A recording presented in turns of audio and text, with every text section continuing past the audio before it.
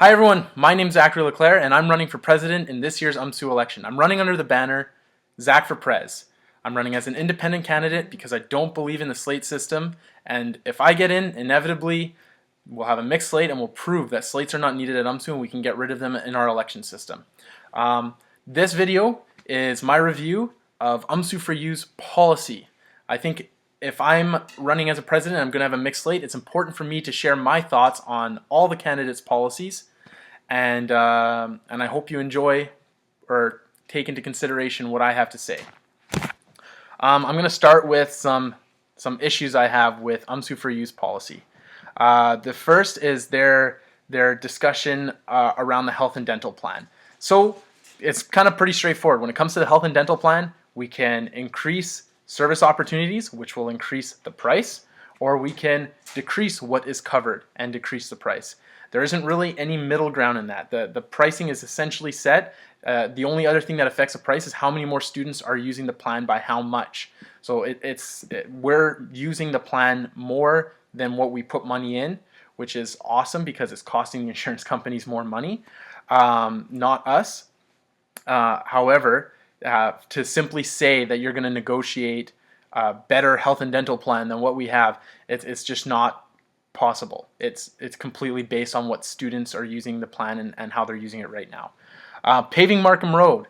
This is an interesting idea. My personal opinion on paving Markham Road is it's a dirt road. People are only using it to park, and that's the reason for wanting to pave it, is so it's a paved road to park on. I think that's a waste of union resources. I think that's a waste of our time, and it's not something that's necessary in the moment.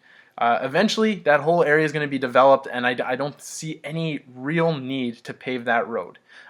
Maybe we can ask or push or advocate that it's serviced on a little more regular basis, get rid of some of the bumps, but in the long run, paving is just ineffective and, in my opinion, a waste of our time and resources. With regards to student group fund, a lot of other slates are talking about student group funding. I'm just kind of going on here on the record and saying if we want to increase the resources available to student groups financially, some have been saying double, so going from SIGPAC funding of $40,000 a year to $80,000 a year, the only way that's going to happen is either increasing or creating a proper student levy for student groups that all students pay into and increasing that so that they can have more opportunity to them, or we're going to adjust our operating budget and we're going to lose money somewhere else.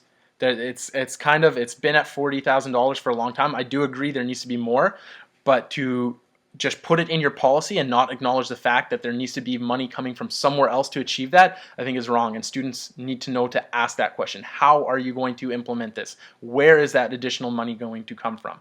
Now, there are three areas where people can get funding in UMSU right now: through sponsorship, through SIGPAC funding, and through travel grants. I think we just need to strengthen how we review those three areas and make sure people and groups aren't double or triple dipping from those funding pools. We need to set appropriate limits, better structure on how we decide all these. We need to make sure the executive are not playing favorites with which groups get which money, and we're making sure that the executives are not threatening groups to achieve what they want to achieve. In this campaign, I've been talking to some student groups, and some of them don't want to get involved because they're worried that another group or slate will get in and they won't get funding next year. That's wrong. I really hope student groups that these kind of things are happening to have the courage in the near future to come forward and tell people which executives or which candidates are saying these things, because it's inappropriate, it's unjust, and you shouldn't be hanging students' money over their head to get a vote. The last thing I want to talk about is the UMSU website suggestion from them. A couple people have talked about the website a little bit and putting in tools for booking rooms and equipment. I think we've kind of fixed our system in the office now. It's far more effective. The biggest issue is that there's groups that just don't turn their stuff in, and we need to hold those groups accountable when they don't turn their items in so the next person can get it. I think we can put a form system perhaps on our website so people can put the request in that way, and we can eliminate the paper request and expand on it that way. But there isn't much that needs to be done with the website. That being said, there's a lot of new opportunities to come with the website. I've been working really hard on the website all year with the developers, and we have a lot of governance opportunities and events management opportunities coming forward. I want to touch on the governance really quickly right now. Moving forward, UMSU and any other student council will be completely accountable to their students. Through the website, you will have your own page, have a student database in there. Anyone who's a member of your council has the ability to push an item to the agenda, and that can't be removed from the agenda. All students will know what's on the agenda. So if someone has something they want to talk about at a union meeting or a student council meeting, or has a motion, it's not going to be ignored. It will be there from now on. That's coming to the UMSU website. Events management, you'll be able to sell tickets and everything on the website. It's great. Some good things that I got from what they said. Budget consultation, totally agree with that. Definitely, that's the finance committee's intention this year is to bring budget consultation to the students over the next few weeks and see where money should be going. I think beyond that, this consultation process should just be for a draft budget this year. So the first round, right now, UMSU approves a budget this year for execs next year. I think that should just be a draft, and in May or June, once we have a new council and new executive, they will decide where they need to allocate funding based on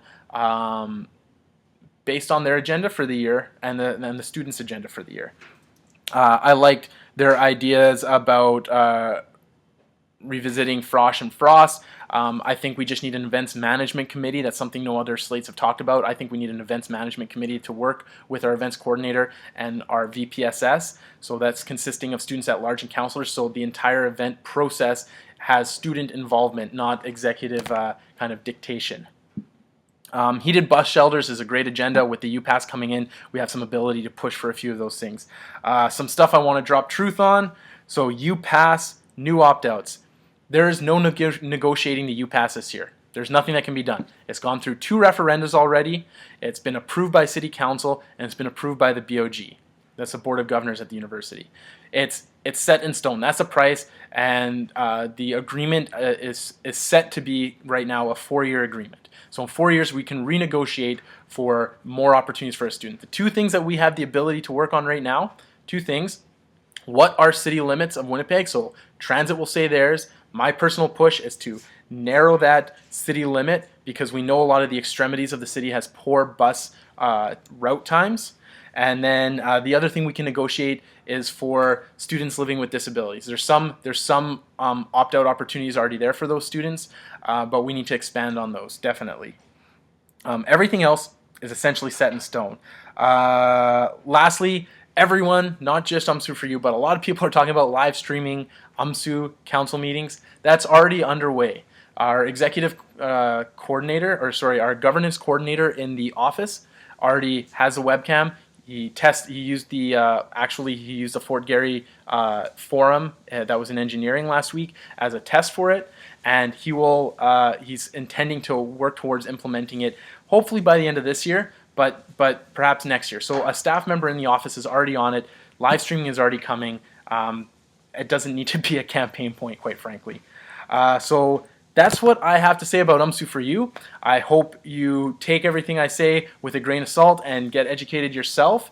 And I hope you appreciate what I'm trying to do. Let you know that I'm taking the time to read everyone's policy because I'm going to hopefully be working with these people next year. And I really want to make sure I have an understanding of what they're trying to achieve. So with that, I hope you check out my website, zachforpres.ca, ZACHFORPRES.ca.